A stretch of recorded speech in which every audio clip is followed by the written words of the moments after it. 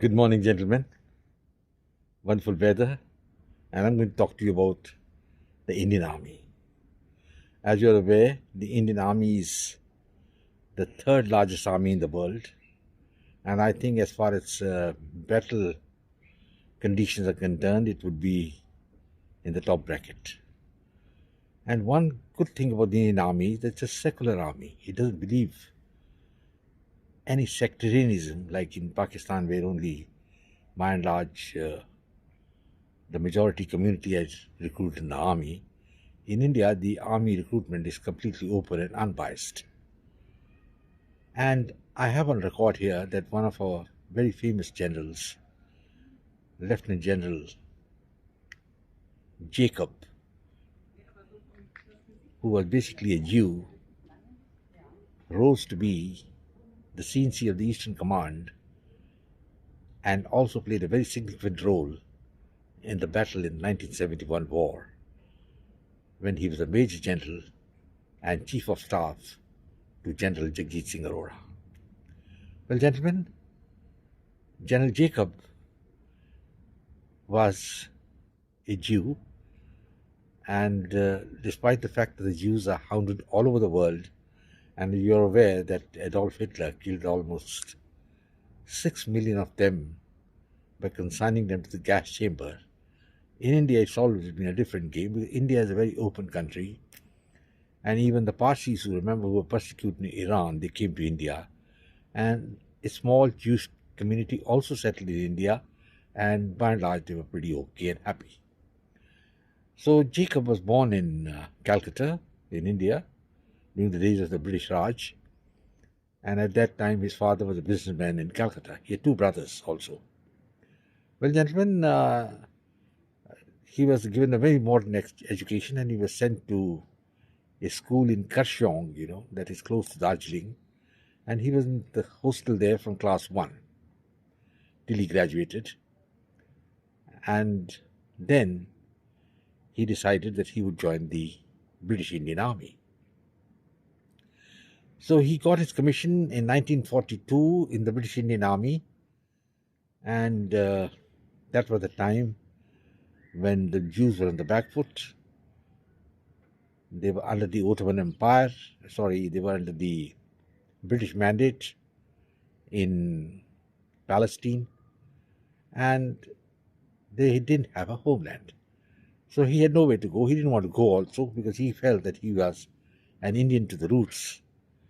And after his education in Karshong and college in Calcutta, he went and joined the Indian Army and saw action in the northwest frontier, and then he was transferred to face the Japanese in 44-45.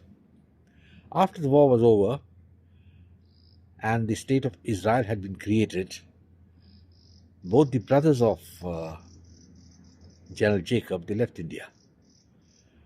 One of them went and settled in England, where I think he ran a business. But General Jacob stayed behind. He didn't want to go back. And he felt his roots were in India, and he would continue to be in the Indian Army. General Jacob, by the time this war with Pakistan started in 1971, had become a Major General, and he was appointed as Chief of Staff to the CNC Eastern Command, that is General Singh Aurora. Now here there is a point of contention, because General Jacob in his books has written two books in which he has clearly mentioned that he was the man who formulated the plan of the conquest of East Pakistan. And this plan was ultimately accepted by the Army Chief, General Manekshaw, and also the Eastern Commander, GOCNC, General Singh Aurora. Now we don't know whether it's true or not, because the other two generals whom he had mentioned have not written anything on paper or left any memoir, whether they knew about the plan or they had a hand in it or no. But the fact is, General Jacob insists that the plan was made by him, and the plan envisaged something revolutionary. General Niazi, who was the commander of the Eastern Command of Pakistan Army had set up certain fortified areas all along the border in Pakistan, that time East Pakistan. His plan was that he would hold these fortresses in an assault by the Indian Army, and after, say, 15 or 20 days, he was confident that the world opinion will be in favor of Pakistan and India will have to call off the operation. Jacob's plan was entirely different. His plan was to bypass these fortified formations, which were at many places like Jessore, Sylhet, and move straight to Dhaka. He was of the view that Dhaka is the prime center of resistance of the Pakistan Army, and the geoscenes in the Pakistan Eastern Command headquarters was there, and his plan was that we should immediately go and capture Dhaka, forget about the fortified cantonments which are there all the way, and let them simmer. And once we have captured the headquarters, Pakistan Army had no option but to surrender. So it's a wonderful plan. As I told you, he claims credit for this plan, and maybe I'll give him credit also, because no rejoinder on this subject from Field Marshal Manak Shah or General Aurora or any other generals who were part of that campaign, including General Candid, who was the commander on the Western Front. Well, gentlemen, and it's history now. The Indian Army bypassed these formations, and within 13 days, there was a paradrop. And it was not like the unsuccessful or a Pyrrhic paradrop which the Germans had on Crete. This was a highly successful paradrop, and Dhaka cantonment was taken over. Dhaka cantonment, yes, was taken over. And General Niazi was totally surprised. And at that time, his communication lines were cut off to the fortified garrisons, and he himself was under siege, and that was a very, very critical moment. He had informed General Zia Khan, that the Pakistan president, that the situation is desperate and he had asked for help. Yahya Khan repeatedly sent telegrams to President Nixon and Henry Kissinger for help. He invoked the Mutual Defense Pact with the United States. But everything is not cut and dried, and though Nixon was inclined to help Pakistan, the chief of the General Staff at that time was not in favor of opening another front in East Pakistan when the American army was already tied down in Vietnam. You all know that. And then there was the added factor that the Indian Prime Minister Indira Gandhi, one of the very shrewd leaders, had signed a treaty of friendship and a defense pact with Russia, and this was invoked by Mrs. Gandhi, and the Russian nuclear fleet tacked on to the American 7th Fleet, which was moving towards the Bay of Bengal. Well, the Americans were still going ahead half-heartedly, that I can only say that, but within 13 days, the morale of the Pakistan army was broken once the headquarters was captured, and General Niazi became a prisoner. And the communication lines to the fortified garrisons were lost, and these garrisons then surrendered, and it's on record that 100,000 Pakistani troops surrendered to the Indian army. Now comes a very crucial factor. General Jacob flew into Dhaka, and he had a meeting with General Niazi. General Niazi at that time was a very demoralized man, and he persuaded the general to sign the instrument of surrender, and he insisted that it should be signed at the Dhaka racecourse publicly. Niazi didn't want to agree to it, but he was told that if he didn't agree, there would be heavy casualties of the Pakistan troops, and maybe 20,000-30,000 of the troops would be killed. So he capitulated on the persuasion of General Jacob, and as a parting shot, General Jacob also said that when General Aurora comes to Dhaka, he is to be given a guard of honor. Now, this is something very unique in the history of warfare, a losing side giving a guard of honor to the victor. I don't think General Niazi realized the enormity of what she had committed, I think he kept silent, and so the Guard of Honor was given to General Aurora when he landed in Dhaka.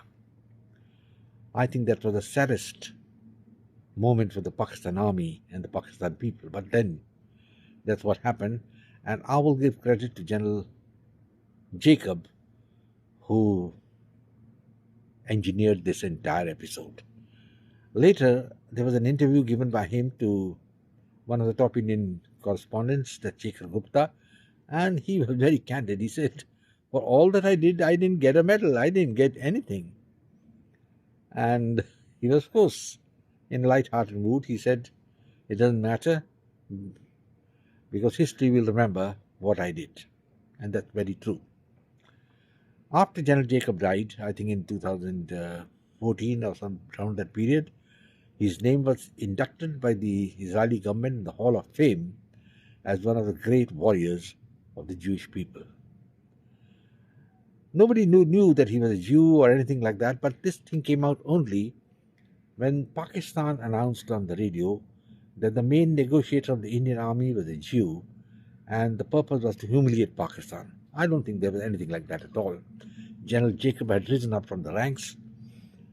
He was a major general at that time, and once the war was over, he was promoted as lieutenant general. He was first corps commander and then commander Eastern Command, from where he retired. So, gentlemen, this is a brief account of a man who was a Jew who rose to the rank of a lieutenant general in the Indian Army and played a very significant role in the war in Bangladesh in 1971. I think he was a wonderful man, and one aspect of his life is that he never married, and he had no idea ever of going to Israel. Later on, he joined the Bharatiya Janata Party as one of their card-carrying members, and he was rewarded when he was made the governor of Goa, and then later on he was the governor of Punjab and Haryana till I think 2004, when he retired and went home. So General Jacob was one of those rare breed of officers, and he was loyal to the Indian country. He never had any qualms or any biases against anybody. There were a lot of Muslim officers working under him, and they all vouchsafed that he was a wonderful leader. Gentlemen, the Indian Army is richer for men like General John Jacob. He deserves all the accolades we can think of, and I thought I should make this video on General Jacob to show to the world that what the Indian Army actually is, an absolutely secular army where anybody can rise to the top position. I don't think many people will know that one of the chiefs of the air staff of the Indian Air Force, Air Chief Marshal Idris Hussain Latif, was a Muslim, and he was a very loyal man to the Indians. So there you are. General Jacob is no more, but his memory remains, and the one aspect which he'll be remembered forever is his plan to conquer East Pakistan. I wish the Russians had gone through the memoirs of General Jacob and used the experience of winning an area bigger than Ukraine inside 13 days.